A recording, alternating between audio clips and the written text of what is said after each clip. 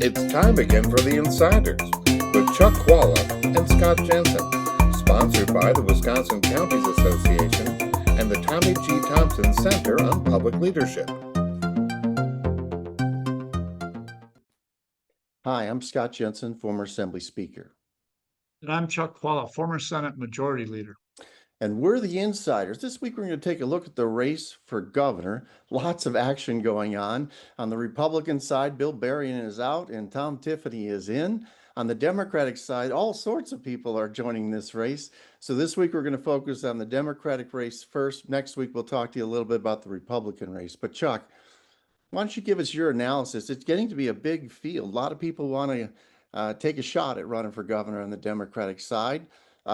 Who's looking good? Who's got a maybe an edge on the others in that race? Well, let me start by just talking about who's in and who yet might get in.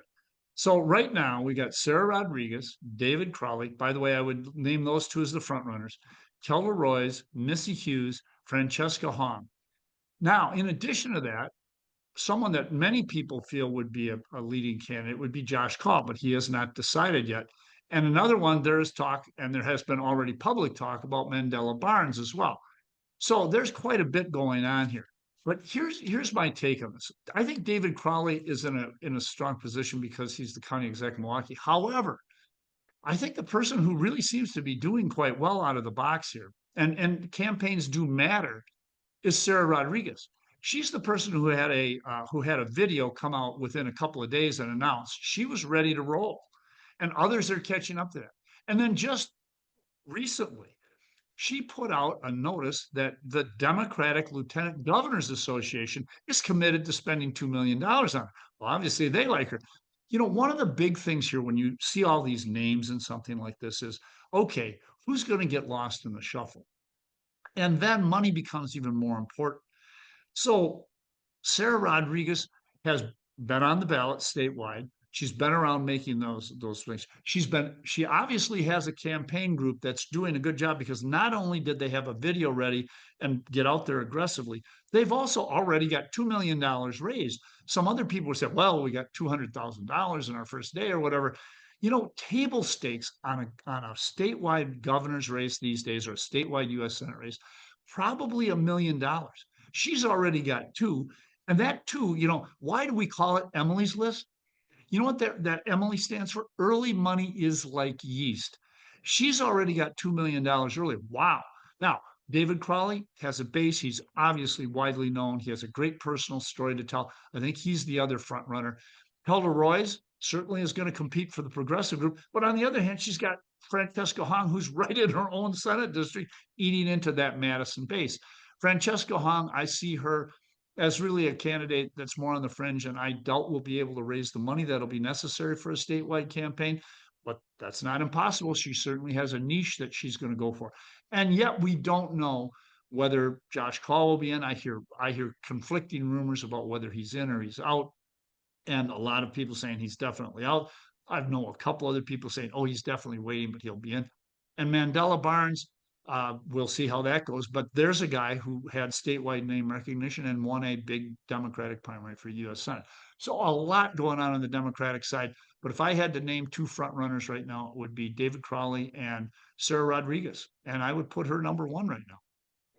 I agree with you that those two people are the front runners. Rodriguez does seem to be doing well with regards to fundraising. She has some name ID from being lieutenant governor. And Crowley, of course, is in the largest media market in the state. He's the county executive. He also has shown the ability to raise money in his previous races. So I think those two people are the front runners. Interestingly, I see Crowley as the one who's trying to take more like the Evers lane, the sort of lane that Governor Evers had in that 17 candidate primary or whatever the heck the Democrats had 8 years ago. He was sort of the candidate who could appeal to all the different wings of the Democratic Party. And I think that Crowley's trying not to pigeonhole himself ideologically into one camp or another within the Democratic Party. If he can do that, that's a trick, by the way. That's not easy to do. Governor Evers was able to pull that off in that primary 8 years ago. The other candidates, I think, are fighting for A lot of them are in Dane County, which is the largest block of votes in a Democratic primary. But there's at least three of them there at the moment. There may be more. So they seem to me to be dividing that area up, and I don't see anyone getting a lot of traction there yet. But it's early in this race.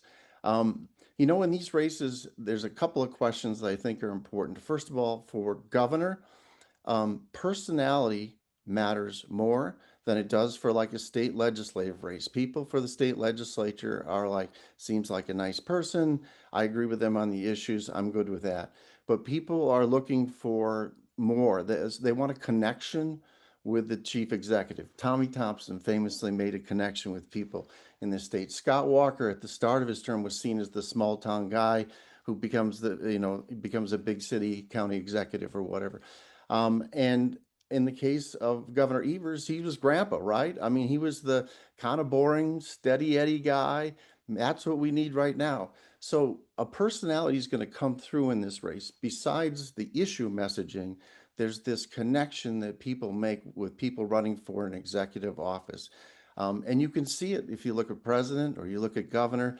There's just an additional element beyond the money, beyond the messaging, that is really important in these races. And I think we have yet to see who's going to win that battle.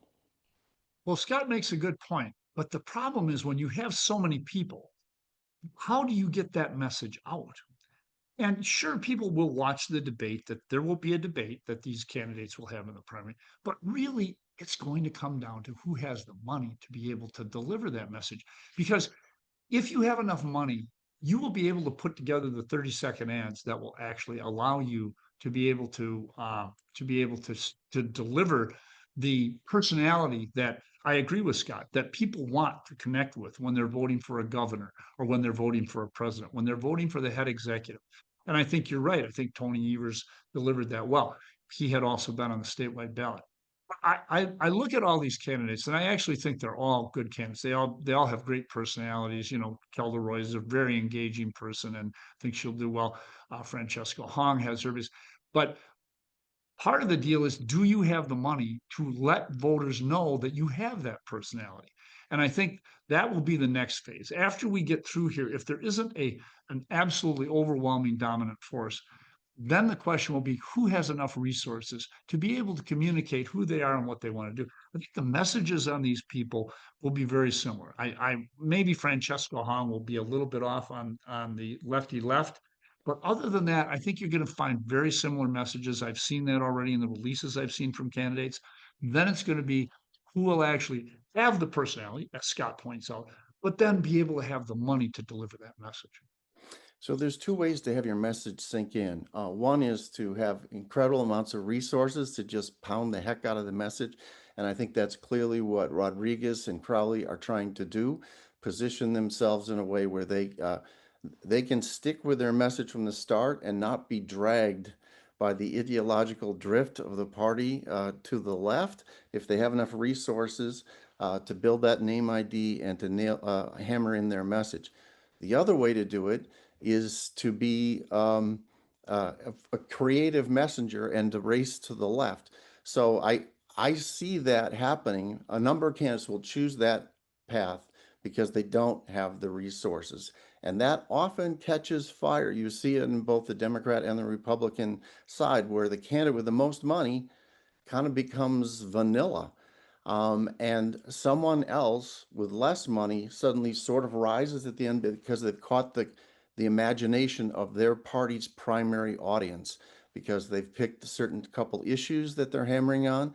And that's why every once in a while on the Republican side would go, wait, how'd they win that thing? And the same is true on the Democratic side. So money isn't always the determinative factor here in politics. Message is important, personality is important.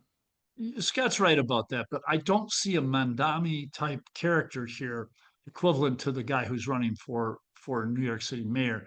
But it could happen, and I think certainly people will try to reach for that, because once they figure out who's occupying different spaces, people will try different angles to make it happen. But that's kind of hard in a Democratic primary, I think, especially with the cast of characters we're dealing with now. and they're good characters. I want to be clear about that. But I don't see somebody who is such a breakout or different type of appeal that they'll be able to make that sale. Although I think probably if you were going to go down this line as Scott's talking about, that would be a Francesca Hong. I just don't see her winning a Democratic primary. Well, stay tuned because next week we're going to talk about the Republicans. See you next time. You've been listening to The Insider with Chuck Chvala and Scott Jensen, sponsored by the Wisconsin County